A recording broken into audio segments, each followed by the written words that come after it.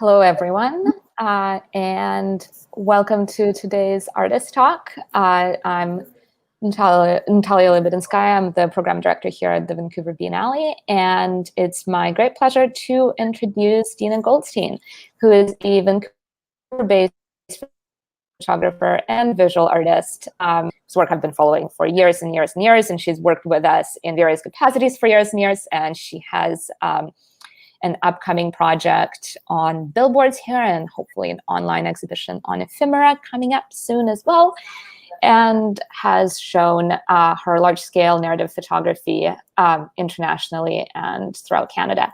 I think I studied you in grad school, Dina. So I apologize, that is my phone. That's over to you. Thanks. Hi, everyone. I'm Dina Goldstein. I'm an artist working with large-scale photography based in Vancouver, BC. I take iconic characters from popular culture and place them in alternate realities. And this is to examine cultural influences and inherent belief systems within contemporary society. I apply humor, irony, metaphor, and satire to my constructed realities, and I aspire to bring attention to our shared human condition and encourage empathy. I exhibit internationally at festivals, galleries, artist centers, and museums. The work can be enjoyed on several levels. Superficially, the work is colorful and there are many details to take in where you might have a laugh and move on. Or the viewer may want to spend more time and interpret the scene and the concept. They may or may not understand the allegory and the social commentary. They may or may not recognize the dark underbelly of the seemingly colorful image before them. And for those who connect with the piece, it may lead to further investigation, discourse, and debate. Ultimately, the work might be disseminated within publications, within education, where the work is broken down and carefully examined. I began my career as a photojournalist and editorial photographer, and at the time I was shooting my own series with an interest of people living on the fringe, people who displayed their individuality proudly. As an immigrant, I've always felt somewhat different than others, so I tend to gravitate to these kind of people. I spent years at the local track documenting gamblers. After I became a mother, and in 2005, I continued my career as an editorial photographer, but things were changing in the magazine world and the digital world, and digital cameras were becoming more affordable, and the quality of pictures was actually declining. At the same time, my mother was diagnosed with breast cancer, and that changed my path towards fine art. At the time of my mother's diagnosis, my daughter appeared from daycare with a growing obsession for Disney princesses. And this unexpected, uninvited influence led me to think about fictional characters and the idyllic, happily ever after trope that was perpetuated by Disney. As an immigrant child, I missed a lot of Disney. And as an adult, with my daughter Jordan, I began to read and take it all in. I quickly realized that the messages of these parables were being subverted. They were outdated, in my opinion, dangerous to young minds. Our reality not at all reflected in these versions of fairy tales that were originally meant to be dark and cautionary tales. I began to imagine new outcomes for these female characters who would be struggling in the real world. Some of these concepts were controversial and may have unintentionally insulted some viewers, but all of them welcomed critical thinking and discourse. And even though not everyone agreed, it was the conversation itself that was important. And Fallen Princesses led the way to my current filmic methodology, where I continue to produce large bodies of work consisting of about 10 images.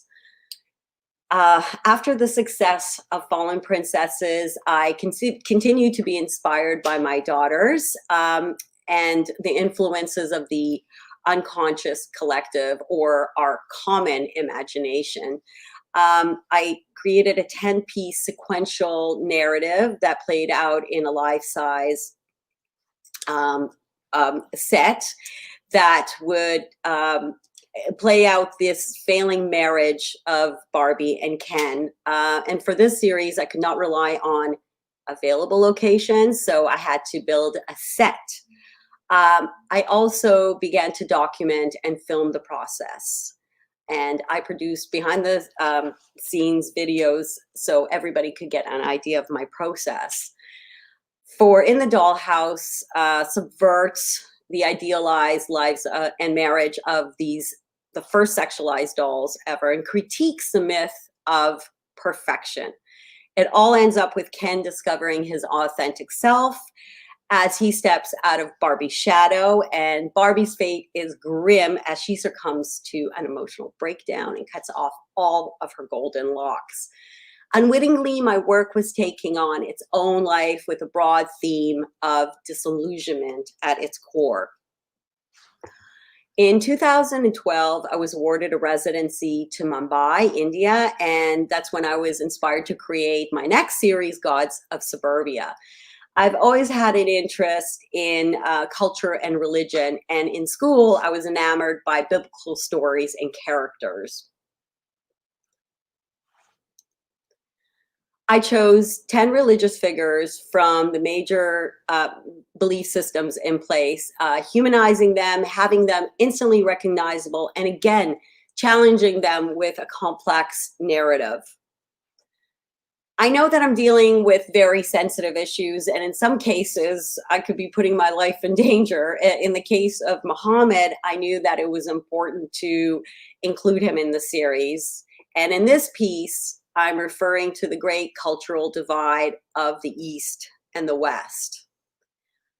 In 2016, I decided to make a statement about materialism and commercialism. Growing up in Vancouver, I witnessed my city evolving into an Asian hub with a vibrant Asian community, and I was very influenced by this. I was enamored by the 1930s advertising posters that featured beautiful girls advertising everything from soap to motor oil. These posters were drawn and with beautiful, intricate designs. And the push and pull of tradition and an expression of individuality has always been on my mind, having come from Israel, where struggles still exist and divide people. This series was in two parts: satirical advertising posters with made-up products and diptychs of girls in traditional garb, as well as their everyday looks. And I tackled various social issues, including the most relevant and important issue for humanity, the environment. I opened the Modern Girl show in Paris in 2016. In 2018, I took my first commission from a museum to create snapshots from the Garden of Eden. And this is a project with 11 images, and included at the Contemporary Jewish Museum for the group show artist as Majid. The curator asked me to reinterpret and recreate classic Jewish fairy tales and characters. I sifted through a collection of 100 stories dating back centuries and from all over the world, and decided on 10 narratives where I continued with my methodology. And this series would be monochromatic, black and white, to differentiate it from my other works. Again, I took on this opportunity to discuss important issues, including mental health. My latest series, The Ten Commandments, features representatives of American presidents, and I coupled them with the laws of the Ten Commandments, the postulates that still remain the foundations of our modern justice system. The series was a response to the election of businessman and obnoxious reality TV star Donald Trump, and which we all know his election underpinned a populist right-wing movement that exposed an ideological division and dark elements that were brewing for our neighbors in the South. With a unique perspective for Canada, I didn't shy away from the serious issues that was plaguing the States, and it was the first time that I created real historical characters instead of fictional ones. I cast all and photographed the presidents in Vancouver with pickup shots in New York City, and I addressed issues like gun violence, school shootings, fake news, misinformation, increasing surveillance, money in politics, lack of care for the elderly, and more. I'm fortunate to have the assistance of a talented skeleton crew and cast, and volunteers that come out to assist on my shoots, and a loving, supporting family. I apply for grants and I work with tiny budgets mainly derived from print sales, and I'm thankful to the few but important collectors who invest in my practice. For more information about my work, you can visit my website, dinagoldstein.com. If you go to the Dig Deeper section, there's a variety of essays, dissertations, and clips, and you can see all the production videos that are up on my site. And if anyone has any questions, please feel free to email me and I'd be happy to answer. Thank you so much. And I think I made it in 10 minutes. That's my whole career in 10 minutes.